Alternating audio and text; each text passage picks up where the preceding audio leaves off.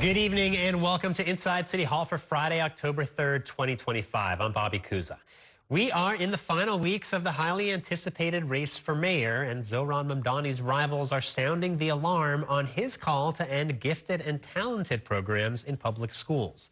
Our Dan Rivoli joins me now with more on tonight's top story. Good evening, Dan. Hey, good evening, Bobby. So Mamdani has pitched his candidacy as a new kind of politics, but to Andrew Cuomo, it is just old ideas modeled after the de Blasio administration, whether it's being critical of the police, freezing rent, or, as we're seeing now, the Mamdani's call to eliminate gifted and talented programs in public schools. My opponent is just a shorter de Blasio. A shorter de Blasio? That's how Cuomo is portraying Zohran Mamdani, the Democratic nominee for mayor. To Cuomo, the resemblance is particularly striking when it comes to gifted and talented programs. Mamdani announced this week he wants to get rid of them. My opponent opposes the gifted talented programs, which is just like Mayor de Blasio. Cuomo, with the help of a translator, told a room of Chinatown residents he'd double the program. Cuomo was in Chinatown to get the endorsement of the Asian Wave Alliance, a grassroots group. Yai-Tin Chu is the group's president. I think Bill de Blasio 2.0 is something that will stick very well with the Chinese community. Mamdani said he'd get rid of the kindergarten assessment. I was asked a question about kindergarten and whether I thought that children at that young of an age should be separated on the basis of an assessment. And I said, no, I don't think that that should be the case for those kindergartners. Mamdani's campaign had said he wants to keep it for third graders, but he was less clear when asked specifically about that on Friday. But for third graders and other kids? My commitment is solely on the question of kindergartners. As to Cuomo's jibe about Mamdani and de Blasio, the remarks from Andrew Cuomo sound more like remarks from Donald Trump. New York One was unable to reach de Blasio for comment. Curtis Sliwa, the Republican, said it's best to start tracking students early. You got to do it in kindergarten.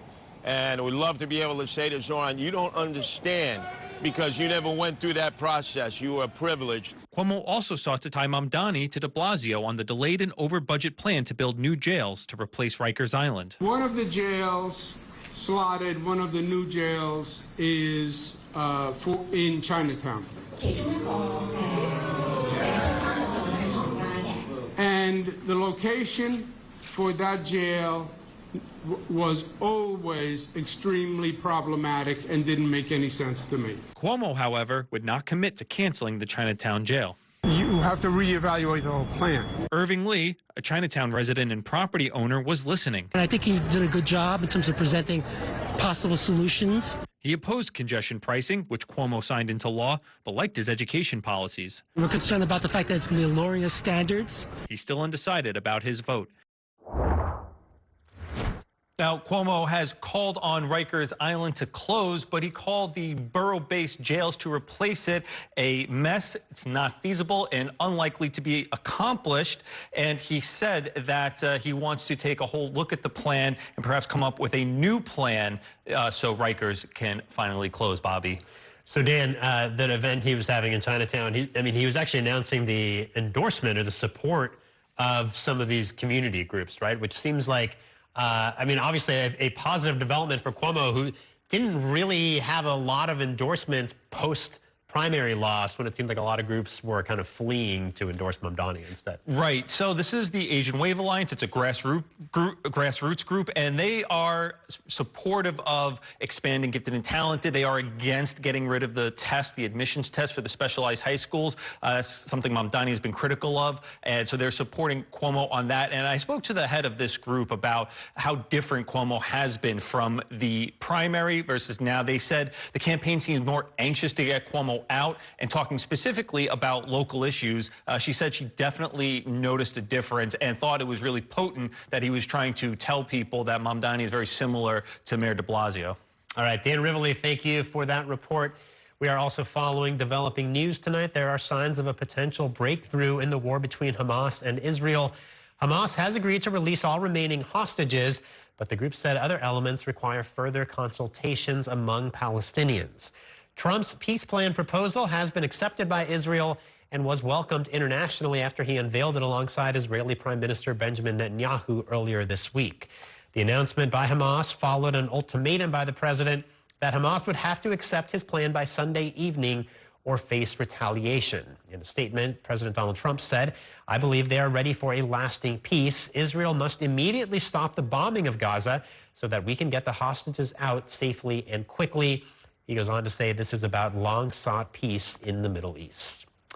Before we head to break, here's a preview of this week's Off Topic on Politics podcast, focused on Mayor Adams' decision to drop out of the mayor's race. What does his exit mean for the rest of the field, and how are the remaining candidates responding? Courtney Gross, Kelly Mena, and I talk about all that and how this move shapes Adams' legacy in this week's podcast. Here's part of the conversation. I was going to say that one of the reasons I was also hearing that the decision was coming Monday or Tuesday was he didn't want to anger anybody that may be offering an opportunity to him after he's in office. And he didn't want him staying in the race to be something that they held over his head. Like, why didn't you step out sooner? We had told you that we wanted you to leave the race and you didn't. And he didn't want that to hamper his ability to get some type of opportunity. What that looks like, I haven't been able to nail down just yet. Yeah, because so many businesses, and this is an aside, want him to step out. Business leaders, we should say, you know, billionaires in the city, millionaires in the city, want Adams to step aside to obviously help Andrew Cuomo and hurt Zoran Mamdani. But quickly, just wrapping up the Eric Adams section here, you know, what is his legacy? I mean, we talk about the headline of his obituary. I feel like it's just going to be corruption and, you know, the old school Tammany Hall-esque mayoralty. I definitely... Rats. And the rats do. Yes.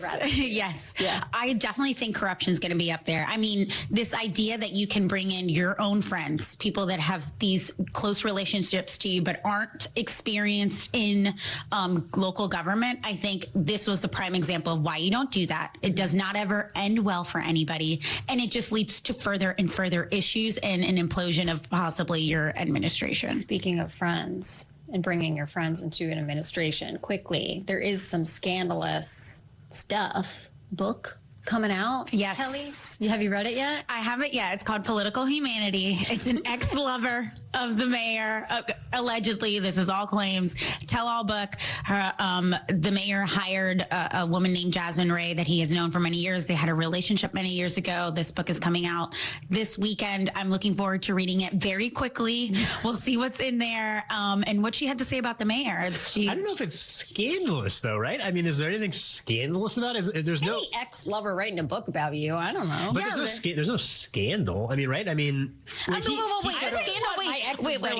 scandal is that the scandal is that we've never heard from somebody that is so close to the mayor that has an intimate relationship talk to the media at all and like put something out proactively. But is there a question about the propriety of him giving her a job at City Hall? Is that something that is like an ethical gray area? I don't know if that's really been raised. You know, I don't think anybody's really questioned her about it. I think she's highly aware that she knows that her close relationship to the mayor got her this job, but I don't think that anybody necessarily questioned it to the high level. I mean, it's the director of sports and recreation. It's not like she was the budget director or something. You know, it was a job and a post that he made for her.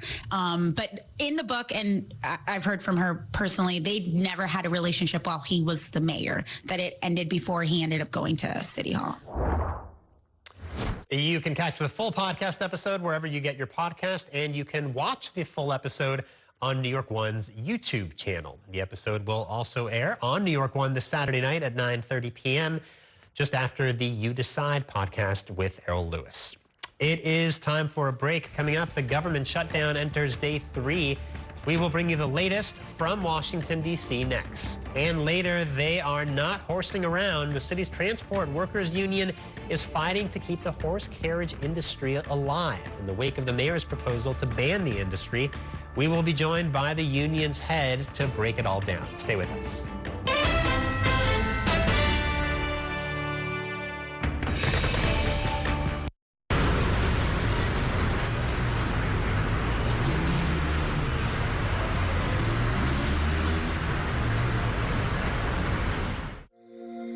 Every day tells a new story. At Mornings on One, we're dedicated to bringing you the stories that matter most to start your day. With in-depth coverage of the day's developing news. I'm Pat Kernan. Here are the stories we're following this morning. And weather updates every 10 minutes. Some morning sunshine possible, clouds take over. It's our responsibility to get you the information you need before you head out the door. Mornings on One. Weekdays starting at 6 on the Spectrum News app. Free for Spectrum customers. Spectrum TV, isn't that only live TV? No, it's only all my favorite streaming apps with live TV. Okay. It's only all included at no extra cost. And that's the magic of math. Will this be on the test? Sure. Why not? It's only one simple payment for all our TV. We gotta simplify and win. Winning is equally important. If not, more so. Yeah! Only Spectrum TV, fixed TV. I'm Sandra, this is Jorge, and we were adopted in 2019. I remember when they first came to us, Michael was already a teenager. The whole cliche of they're so lucky to have you guys, and it's the other way around. They have changed our family for the better. They chose to love us. They didn't have to. They chose us. Family. Learn about adopting a teen from foster care. You can't imagine the reward. Visit adoptuskids.org. And that's a look at some of what's in the papers this morning. You're done with the sports section. Today's story is about the latest chapter for a beloved local business. It's a beautiful day with temperatures in the 60s, but showers are expected in the next hour. In a city that's always on the go, it's important to stop to hear the stories that connect us. The news that matters to New Yorkers. That's what brings us together. That's Mornings on One.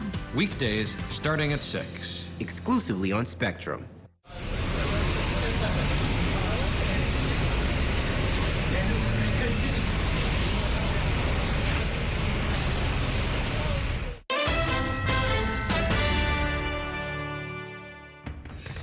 Welcome back to Inside City Hall. There has been no breakthrough on Capitol Hill to end the government shutdown as the Senate again failed to pass legislation that would provide the funding to restart services and pay federal workers.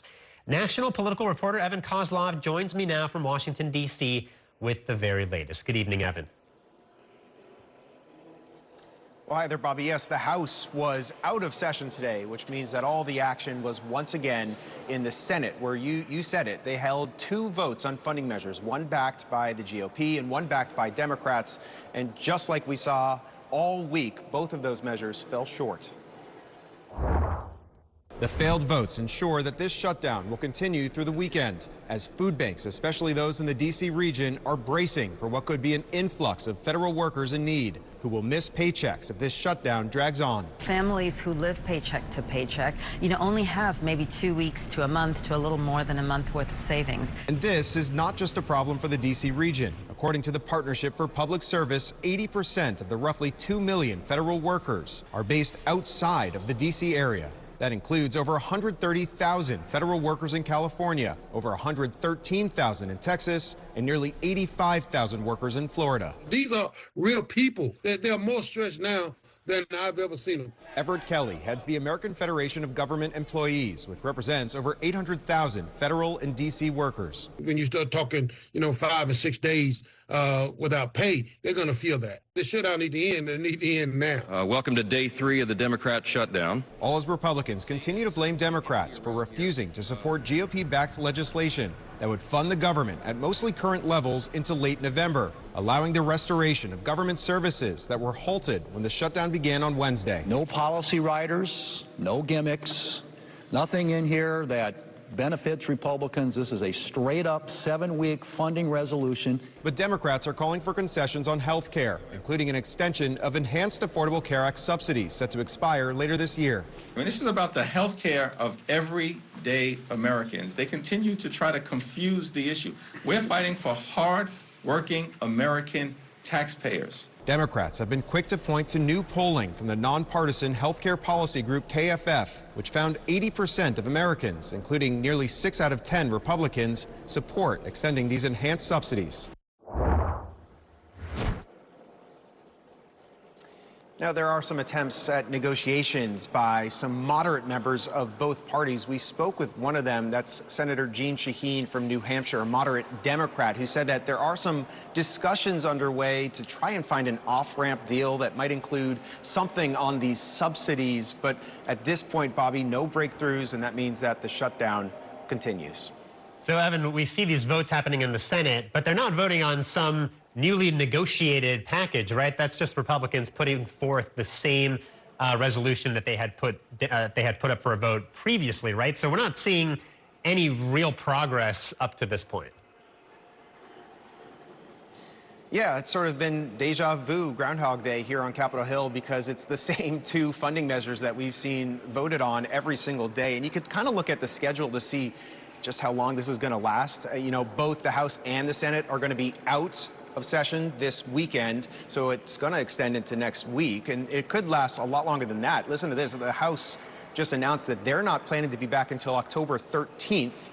That's 2 Mondays from now. So if that is what they end up doing, if the House doesn't come back, that basically means that the Senate Democrats will have to essentially take it or leave it with that House version, and if they don't, that means the shutdown would last until mid-October. All right, Evan Kozlov in Washington, D.C., thank you. After initially cutting counterterrorism funding to New York earlier this week, the Trump administration reversed course today.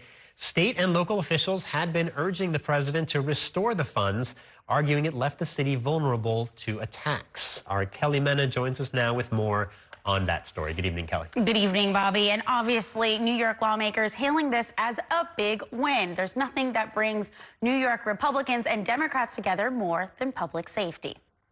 I want to begin with what I consider to be some very good news. Top New York leaders declared victory, arguing that their pressure reversed the Trump administration's plan to slash nearly $200 million from the state's counterterrorism operations. This outcome is a recognition that New York remains the #1 terrorist target in the world, and that the NYPD plays a central role in protecting this city from those threats. The news comes as a bipartisan group of city and state leaders had been urging President Donald Trump to restore the funding, saying without it, the city was being left exposed. Governor Kathy Hochul on Friday claimed credit after directly phoning Trump requesting he reconsider.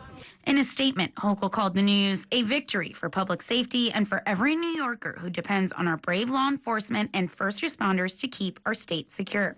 Even Republicans like Congresswoman Nicole Maliotakis got involved in the effort. She also applauded the news. The mayor reacting in a statement, saying these resources are essential for law enforcement to prevent attacks and protect our city, and we are proud that our advocacy paid off and that politics were set aside to deliver the protection New Yorkers deserve. The reversal comes days after the NYPD discovered the loss, which triggered a lawsuit from the state's top lawyer, New York Attorney General Letitia James.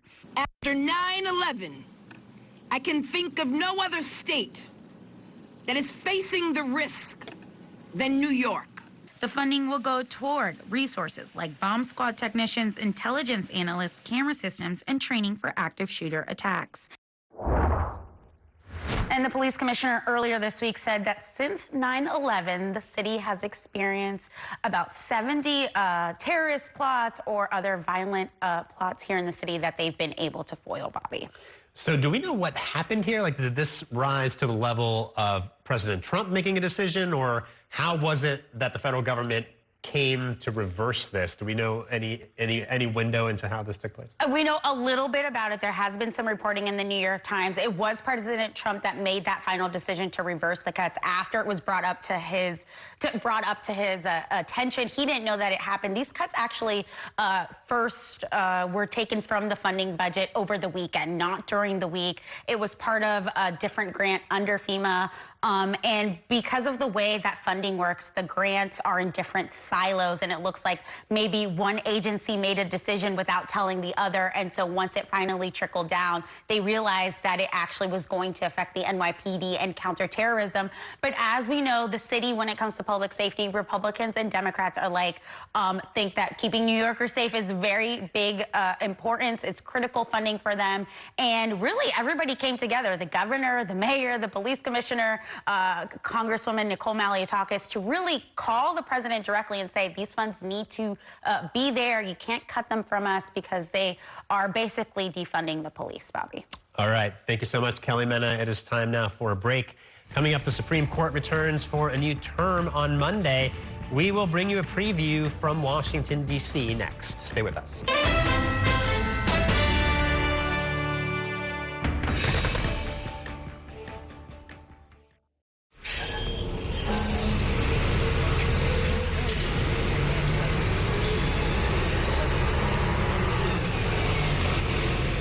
This election year is all about New York City. There are 51 council seats up for grabs, races for our next city comptroller and the next public advocate. Plus, an unprecedented race for mayor. That puts the power in your hands to decide who will run our city. Our team of political experts will be covering every angle of this election to keep you informed on how it could affect you, so you can feel confident with your decision at the polls. Stay with Spectrum News New York 1 for Decision 2025, exclusively on Spectrum. It's only a game. It's only a little rivalry. It's only a ritual. When I come home late and a few generations. You're always there. And only Spectrum TV includes all your favorite streaming apps with live TV at no extra cost. It's only a game. It's only everything. Mom was always organized, but she started forgetting to pay her bills on time. And she'd buy the same gifts over and over. Telling the girls about my Alzheimer's diagnosis was really hard. At first, we had our cries, but then we were like, okay, let's make a plan. Early detection gave us time to adapt together. It's so important for you to think about what you can do and making the most of what you have. If you or your family are noticing changes, it could be Alzheimer's. Talk about seeing a doctor together. From my time growing up in Queens watching New York 1 to my time reporting here, I've seen how quickly a story can change. At News All Day, we bring you the news as it's happening, from around the boroughs to local government to your neighborhood. Because our city never stops moving. 3, 2, 1. Hi, I'm Shannon Ferry with the day's developing stories. But first, stay up to date and informed with News All Day, weekdays from noon to 4.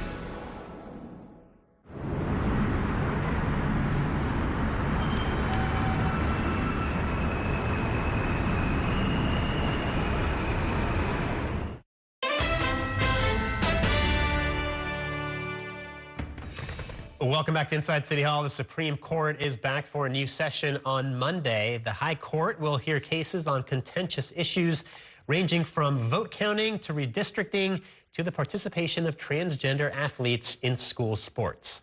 Spectrum News political reporter Cassie Semyon has more in this report. The Supreme Court returns Monday to begin hearing cases for the 2025-2026 term.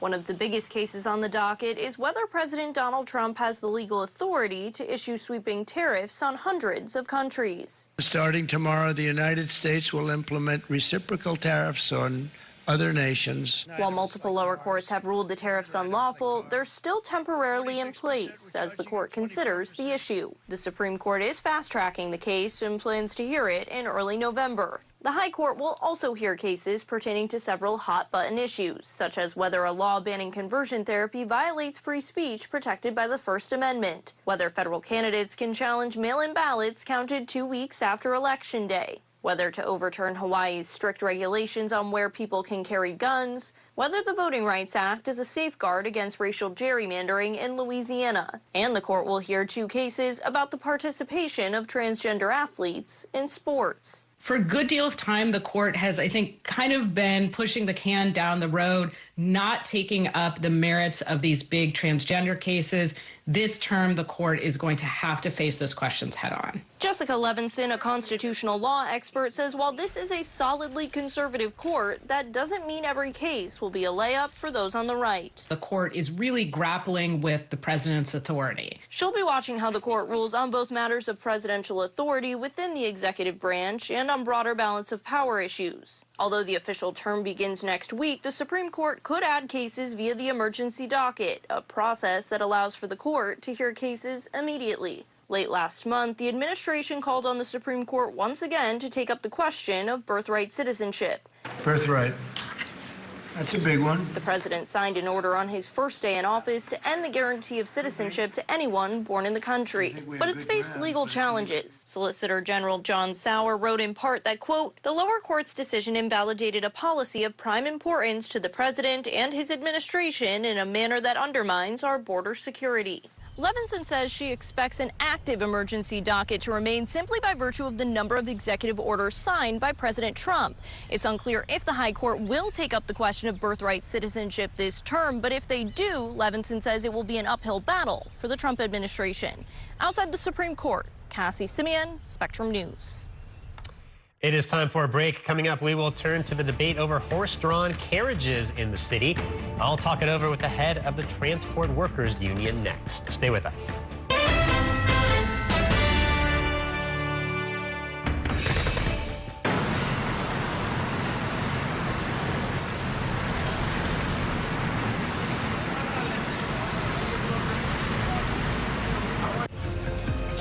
My time at New York One has shown me that in the city that never sleeps, the news never stops. So as the day winds down, turn to the rush hour. Good afternoon, I'm Monica Burke. To catch up on the stories that matter across the 5 boroughs, with in-depth interviews from the city's newsmakers, plus the latest forecast. Catching you up with today, preparing you for tomorrow. Right here on the Rush Hour. Weekdays from 4 to 7 p.m. There's an international travel plan with Spectrum that was an additional $10 a month, as opposed to paying a ridiculous amount per day for roaming fees. This literally felt like my old phone carrier was reaching their hand into my wallet and just helping themselves to some of my cash. I like having no surprises when it comes to my cell phone bill. And with Spectrum, that's been the case. So it saved me a ton of money. Real customers, real savings. To see how much you can save, visit spectrum.com/save. I'm Chris Jakovic. I served in the United States Air Force, and I deployed 3 times. So in 2017, I was serving as an Air Force First Sergeant. Our motto in that role is, my job is people, everyone is my business. But unfortunately, in that year, I would lose my own brother, Lance Corporal Adam Jakovic, to suicide.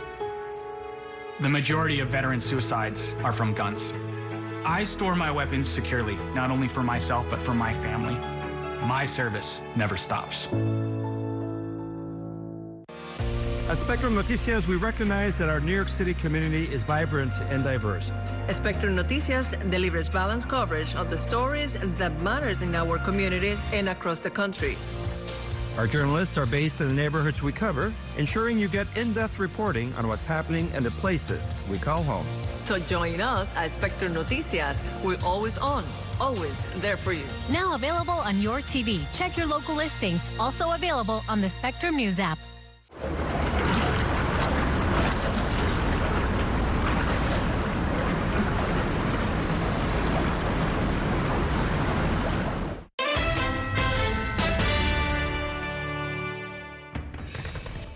Well, welcome back to Inside City Hall. The city's largest transportation union is sounding the alarm over Mayor Adams' proposal to ban horse-drawn carriage rides in the city. The issue has long been a point of contention, with animal rights activists pointing to incidents where carriage horses have been injured. But the Transport Workers Union says a ban would bring an end to a world-famous tradition and result in job losses. The union launched a $1 million ad campaign pushing back on the mayor. And joining me now to break this all down is the international president of TWU, John Samuelson. He is the former head of Local 100 here in the city. Welcome back to the program. Thank you for joining us. Thank you, Bobby. So before we get into the politics of all this, just in terms of the policy debate, I mean, there have been incidents, right, where horses broke loose. There have been some accidents. There have been horses that collapsed in the street. There is some health and safety risk with the industry, right, or is there not? No, there's not. That one horse has broken loose, and the horse broke loose because a Parks Department truck encroached behind it in a way that was inappropriate. There were 2 tragic incidents where horses passed away, but they were not related to pulling the carriages. The horses were sick, and they died of natural causes, and it's a tragedy. And of course, there were nobody more heartbroken over that than the carriage drivers themselves. So there, from your perspective, what do you say to the animal rights activists who say that this is an industry where horses are treated inhumanely? So the so-called animal rights activists, and we'll get into that in a second, that's a political opinion on their part, strictly political. The equine veterinarians and equine medical professionals have consistently and steadfastly given a medical assessment that the horses are well treated, they're not at all mistreated, and that the industry is humane. Consistently. The animal rights people that are funded by, NICLAS was founded by Manhattan real estate developers. They're funded by Manhattan real estate developers, have a political opinion that's driven by money. It's driven by outside money and a desire to develop the stables into condominium towers and, and develop the real estate. It has nothing to do with care about horses. So let me ask you about the mayor's role in all this, because I don't remember the mayor talking about the horse carriages his first almost 4 years in office, and then just a few weeks ago he came out and proposed a ban. Did you have a sense that this was coming, or were you as surprised as many of the rest of us? Not at all. It's an absolute blindside by Eric Adams, a stab in the back to TW Local 100, to me personally. Eric Adams committed to me personally, to the president of TW Local 100, to the workforce, that he would support these jobs. Eric Adams knows that the horses are treated humanely. The problem is that he sold out. He sold out to money. He sold out to big money donors. He sold out to this unholy alliance of Manhattan real estate and extremely wealthy social progressives. So the mayor, in the time since then, has obviously dropped his bid for re-election. You guys have also launched this ad campaign going after the mayor. So, there's a lot going on. I almost wonder why go after the mayor, given the fact that even a few weeks ago, his re-election chances seemed pretty dim, right? And also the chances of him actually getting this passed by the council before he leaves office at the end of the year are pretty slim as well, right?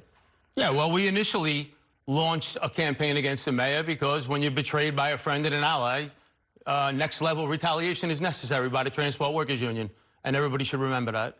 So what happens now? Because we know that the 3 remaining candidates for mayor have talked about supporting a ban. We don't know about the next city council speaker, right? We don't know who the next city council speaker will be. But how do you approach this going forward, not knowing what's going to happen after January? Yeah, I don't know that every mayoral candidate has spoken about supporting a ban. I don't know that to be true. I've heard, of course, Curtis Lee would talk about that. I've heard Cuomo jump on the bandwagon. The truth is he doesn't give a rat's ass about the horses. Come January, the horses will be the least important thing on his agenda. He said it because everybody else was saying it. And I know Zoran answered a question on an I-class questionnaire months before he thought he was going to win the Democratic primary.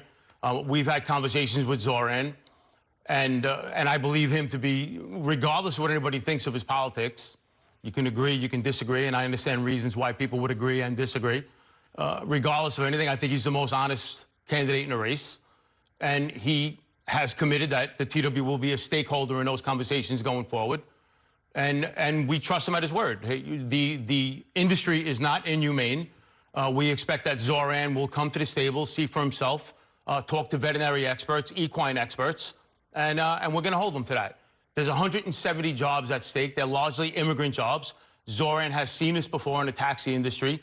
The circumstances are very, very similar, and we do not believe that he will come into office, make a blind decision, listening to the politics of the so-called animal rights experts and blindly try to do away with the industry. We don't think he'll do it. We think he'll stand with the workers. So in your conversations with Mamdani, he's still open-minded? He doesn't seem like he's decided in favor of a ban? Oh, he certainly has not made commitments to us that he won't do it. Right. And we understand that he has concerns about the industry, and we take those concerns seriously. We have urged him to establish a panel of medical experts to get to the bottom of this once and for all, to disprove the so-called animal rights experts once and for all, to stop measuring things on by political opinion, and let's get to a medical assessment. That's what we want.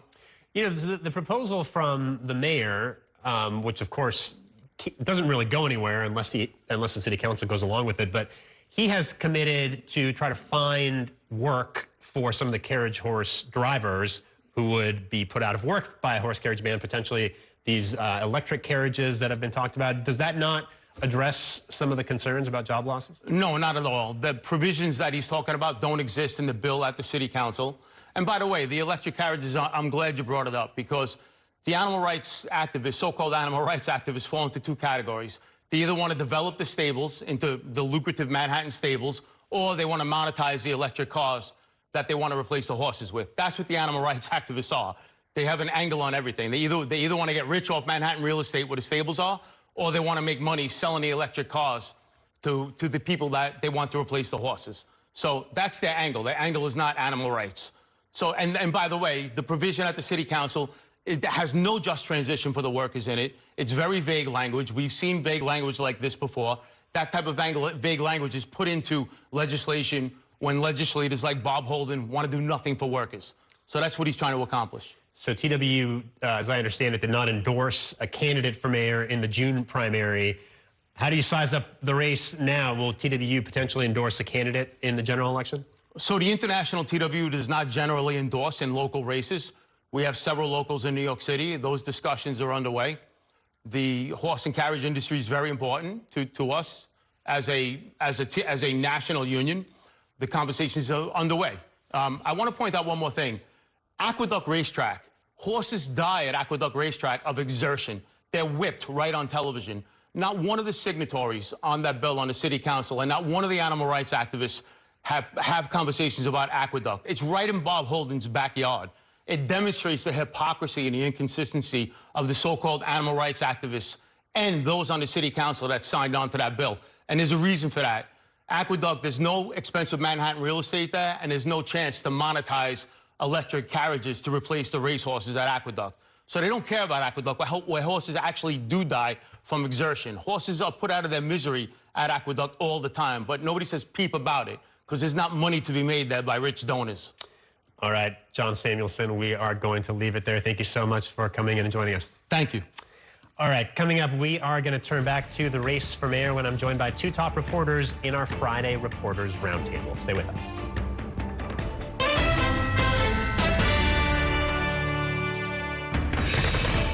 The next downtown local 6 train to Brooklyn Bridge City Hall will arrive in 2 minutes.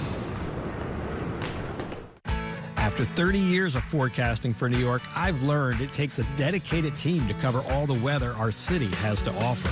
I'm so honored to be a meteorologist here at New York One because as a Brooklyn kid, this is the station that I grew up watching. Morning, noon, or night, our team is here to bring you accurate forecasts you can count on, from severe weather updates to our weather on the ones. Watch the New York One weather experts on your TV and on the go with the Spectrum News app. Your entertainment the way you want it. With Spectrum TV, all these streaming apps are included at no extra cost. So you can watch anything. Movies, series, sports, reality, news. Here's a look at today's top stories. Exclusive originals. We await your orders. And even more of your favorites with live TV. Stream across your devices and enjoy anywhere. See you later. Get it all with Spectrum TV. I'm an ex-drug dealer, and I'll be your sub today.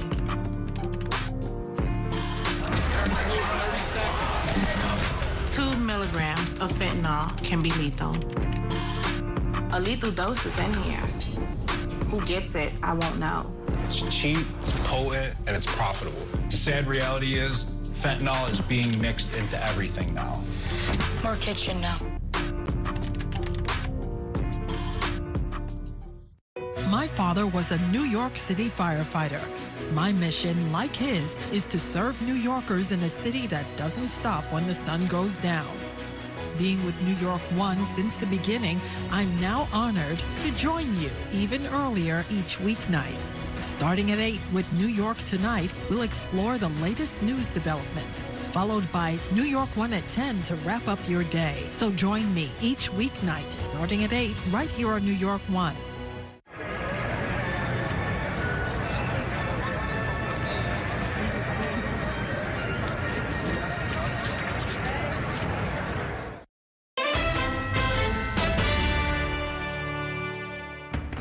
If I had to do it again, I would fight for New York again.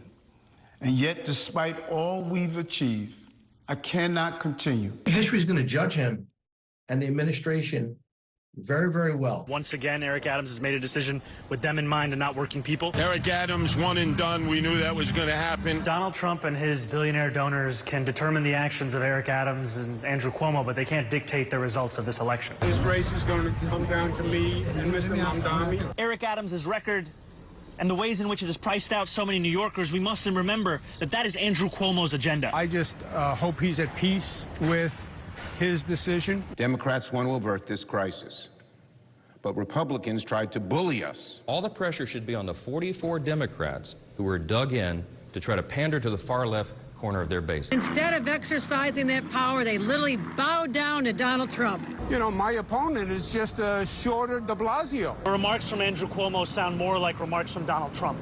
To focus on the appearance of a politician is to do disservice to the people of the city. It's not just what you don't do, it's what you do. You need an answer to Rikers. Welcome back to Inside City Hall. That was a look back at some of the week's top political stories, including the candidates for mayor reacting to Eric Adams' decision to quit the race.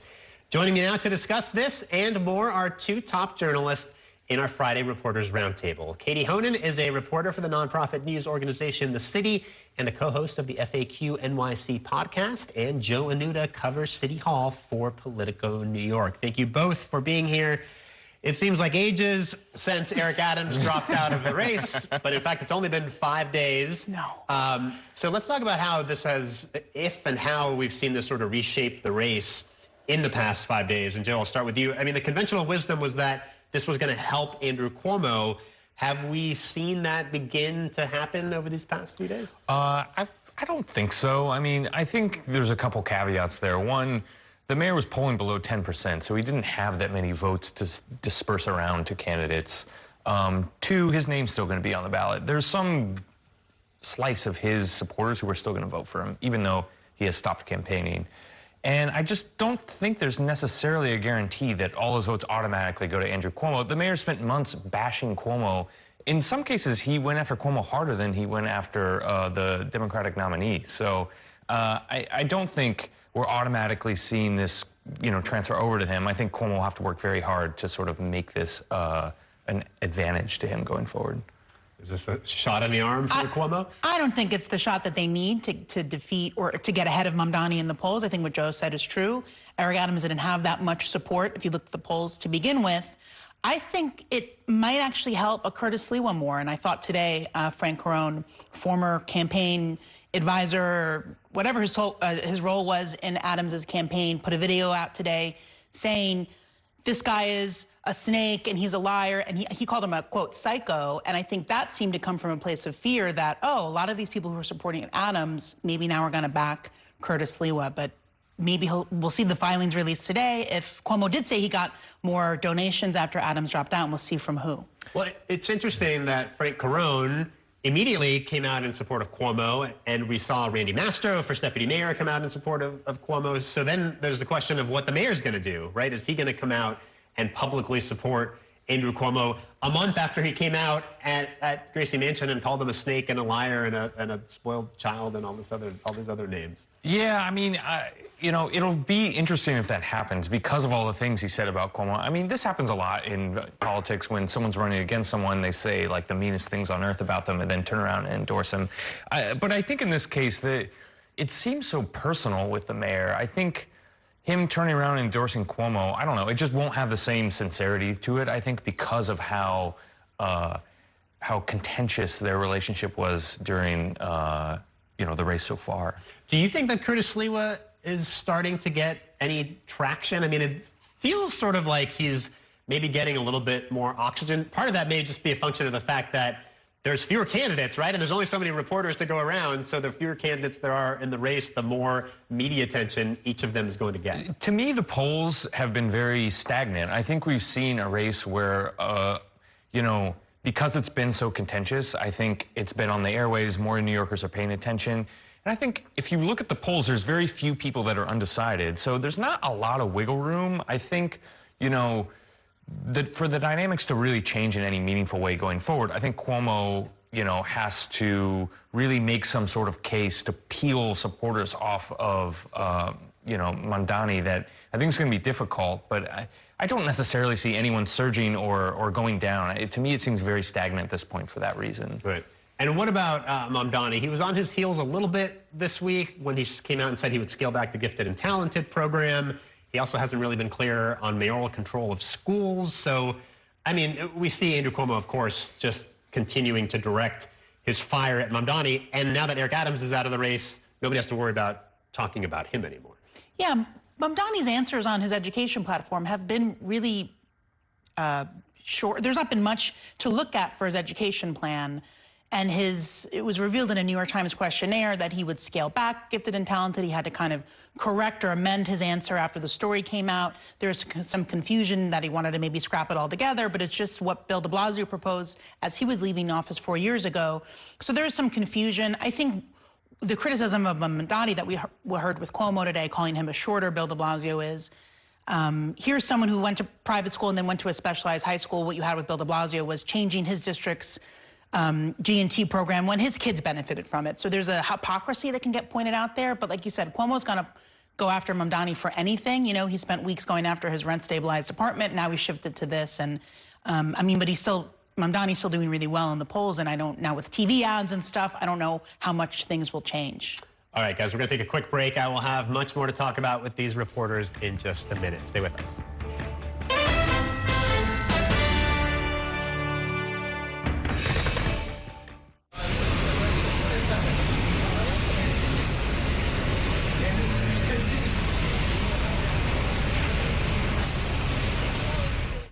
Here's the deal.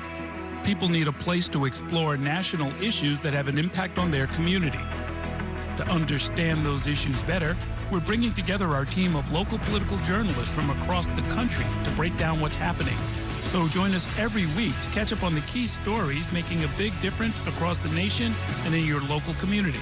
Watch The Big Deal with Errol Lewis Friday nights at 9 on Spectrum News New York 1. Available on all of your favorite devices exclusively on Spectrum. My name is Gail, and we are in my showroom for Floor's Fire Design House. Getting Spectrum set up for my business was extremely smooth. They had it set up within an hour, and I was online and ready to go and run my business. Spectrum helps me stay online. You know, I have to be able to be online at 5 a.m. when the market's open. Without Spectrum, it wouldn't be possible. Get up to 4 months free when you bundle award-winning internet. Visit spectrum.com/business to learn more.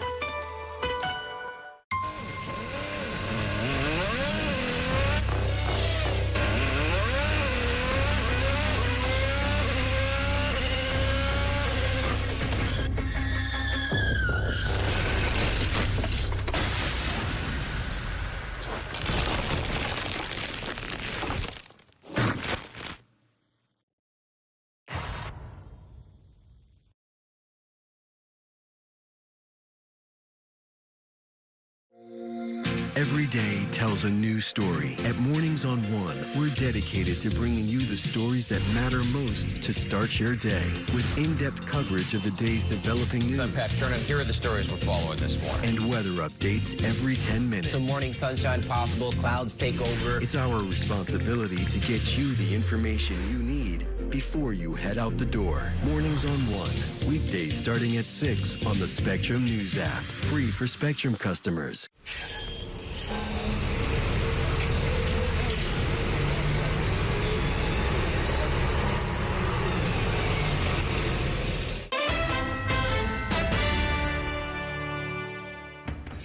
Welcome back to Inside City Hall. I'm once again joined by my Reporters Roundtable, Katie Honan of The City and Joe Anuda of Politico. So, Joe, you had a story this week about Mamdani, who is leading in all the polls, but is consistently falling shy of 50%, right? So it doesn't look at this rate like he's going to get a majority of voters in November. So what does that mean for whether he has a mandate from voters, or is there any practical impact? I mean, I think there is, you know, he's going to have to go to Albany. He's going to be dealing with the city council.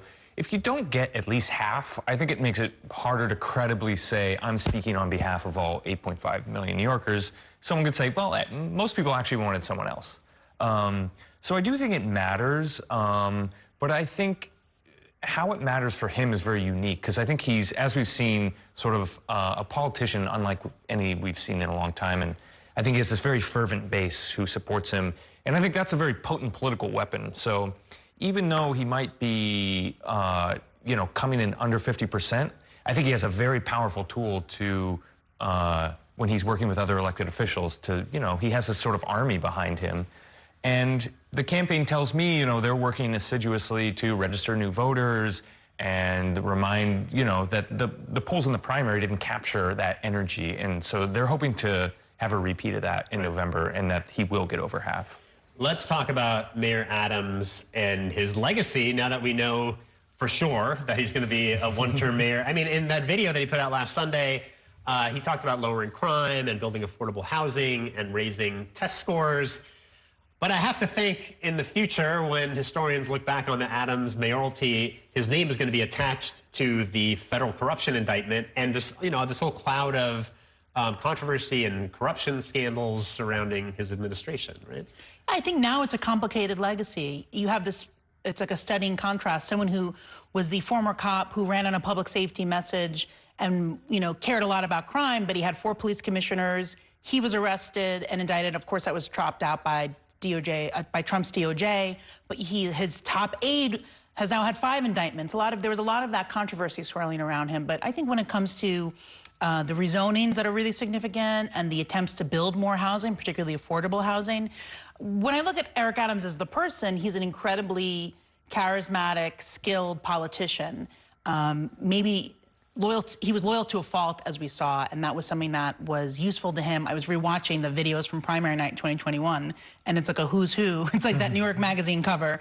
Everyone on stage with him. These are the people who supported him, but in some ways, these are the people that dragged him down when they were not even alleged, you know, they were allegedly engaging in massive corruption, turning City Hall into like an ATM for themselves. So that's unfortunately, that was on him, because that's what the people he kept around him. What's your take on the Adams legacy? Yeah, I mean, I think that's right. I think there's certainly things you can point to. I think, you know, if you look at the polling again, I think the concerns about crime are going down, and I think certain types of violent crime have turned the peak. They're still higher than when he took office. I think, you know, they did a lot with sanitation and containerizing garbage, but there's just no way you can separate that, like, from the indictments and just the kind of very chaotic City Hall governance that we saw. His whole inner circle was basically hollowed out by FBI raids. He had mass resignations in protests of his deputy mayors, and there's just no way you're going to be able to peel those two apart. Like, they're always, I think, going to be part of his legacy. And the migrant crisis. I feel like we've all forgotten about the migrant crisis, which kind of defined the first, like, I don't know, 3 years in office prior to the to his phones being seized and then later being indicted. And that, I think, is when his approval numbers really started to take a turn, because there was no easy way to deal with these tens of thousands of migrants that were pouring into the city. Yeah, and that was not of his own doing. You know, he was right that the federal government wasn't supporting the city enough and just offering the financial support and what to do with people. The other thing about the mayor is he's such a larger-than-life character, and he has this self-mythology about who he is, yet there's still so much that we don't know about him. Like, we still don't know on any given night where he sleeps. And that's not a joke, that's a true, you know, I know Joe and his colleagues broke that back in where he lives back during the campaign, but that's what's always been fascinating. We learned about his personal life a little bit this week, yes, right? With the release of this memoir from a woman who'd had an ex-girlfriend. It didn't really seem like there was much of a scandal in this memoir that she wrote, but just kind of a window into his personal life. The book Political Humanity, it's coming out this weekend. I pre-ordered it. But I didn't get an advance copy like some of the other reporters. But I think that is an example, too. Why did the mayor appoint an ex-girlfriend to this high-up mayoral position? You know, and there were questions even before this book came out of what does this office do? There was a good WNBC story about she also got contracts for an after-school center, a daycare center that she owned. And I think I and other people had written about, to staff that office, they took budget lines away from the Parks Department, which is a completely underfunded agency that's also really necessary. But I don't know how much dirt will be in this political humanity book. A lot of it's probably been revealed all week in this week-long PR blitz she's done. But it's an interesting story on the Maybe there'll be more. I want to read a book from Tracy Collins, his partner. I just feel like he can't, nothing is normal with this mayor, and so he can't even suspend his campaign normally. Of course, there's a tell-all book about some romantic relationship from someone who was working in City Hall. We only have about a minute left, but talk just really briefly about his relationship with the media. And Joe, I'll let you have the last word here. I mean, it started out kind of friendly, right? There's always this like good-natured ribbing with the press, and things went very, very south by the end. I mean, you know, if you listen to, really this has been a theme, I mean, I would say over the last couple of years, but really he's hammered this home more recently. He blames the media for undermining his campaign. He even said recently that he felt like he was running against the media. And I think this is, you know, what he doesn't like about what we cover is largely self-inflicted wounds. I mean, we're not the ones who, you know, had to go through 4 commissioners in the police department. We just reported on it.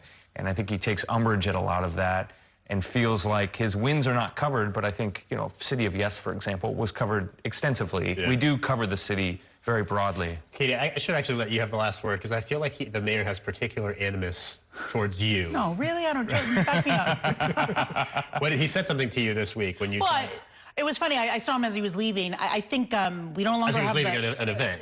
No, leaving City Hall. I don't know how I spotted him when I was leaving, myself and 2 other reporters. Just have a sixth sense. I do seem to have a sixth sense for when he's leaving, and we just asked him questions about, I mean, I guess I wouldn't want to be asked about an ex, my best friend, Frank Carone, maybe undermining my campaign or all these other allegations. But I think the root of it is Eric Adams, in his self-mythologizing of himself, he couldn't understand a story about him that was not just, this is the world's greatest mayor. You even see in the press release, I think all the housing press releases have to say, most pro-housing administration in history. It feels a little bit like propaganda.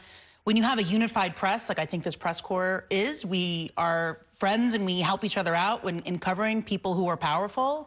I think his own staff also hurt some of the press relations. They didn't seem to have a basic understanding of how the press worked, and it worked against them. You know, but I don't have personal animus towards him. All right, guys, we're going to leave it there. Katie Hohn and Joe Anuda, thank you both for joining us, and that is going to do it for tonight's show. Stay tuned for another episode of our weekly national political show, The Big Deal with Errol Lewis, at 9 o'clock tonight. Thanks for watching, everybody, and have a great weekend. We will see you the next time on Inside City Hall.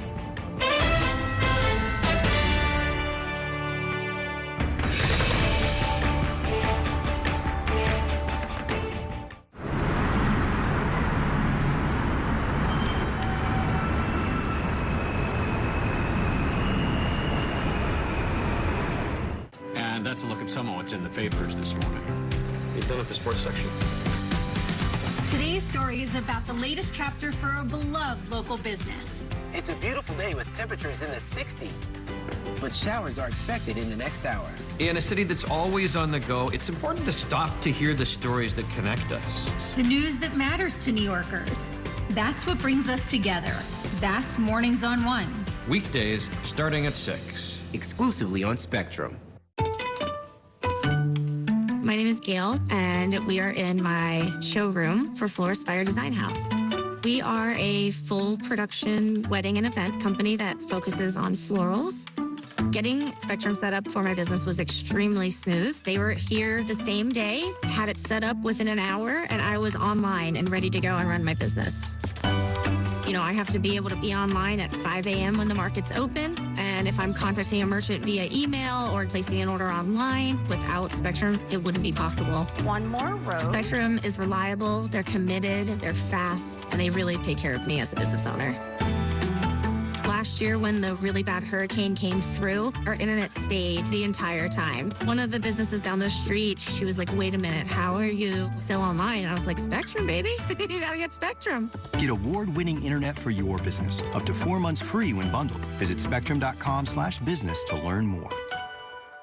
This election year is all about New York City. There are 51 council seats up for grabs, races for our next city comptroller and the next public advocate. Plus,